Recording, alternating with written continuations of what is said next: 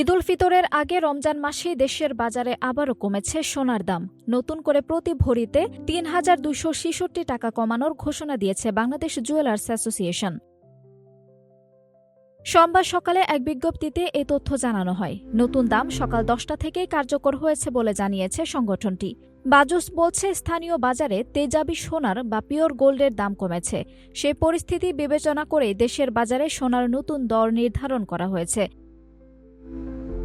নতুন দাম অনুযায়ী দেশের বাজারে এখন প্রতি ভরি ২২ ক্যারেট সোনার দাম দাঁড়িয়েছে ২,৬৪,৯৪৮ টাকা।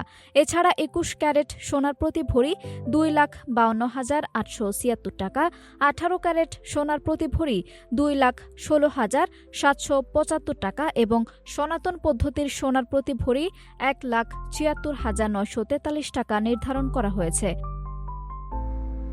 এর আগে টানা ২ সপ্তাহে ৬ দফা বাড়ানো হয়েছিল সোনার দাম, পরে ২ দফা কমানো হলো। সবশেষ গত ৪ মার্চও সোনার দাম কমানো হয়েছিল। চলতি বছরে এখন পর্যন্ত দেশের বাজারে মোট ৩৮ বার সমন্বয় করা হয়েছে সোনার দাম, যার মধ্যে ২৪ বার বেড়েছে এবং ১৪ বার কমেছে। এদিকে একই সঙ্গে কমেছে রূপার দামও। নতুন করে প্রতি ভরিতে ১৭৫ টাকা কমিয়ে ২২ ক্যারেট রূপার দাম নির্ধারণ করা হয়েছে ৬,৩৫৭ টাকা। এছাড়া ২১ ক্যারেট রূপার ভরি ৬,০৬৫ টাকা, ১৮ ক্যারেট ৫,১৯০ টাকা এবং সনাতন পদ্ধতির রূপা ৩,৯০৭ টাকা নির্ধারণ করা হয়েছে। আঞ্জুম হক আরবি, টাইম নিউজ ডেস্ক।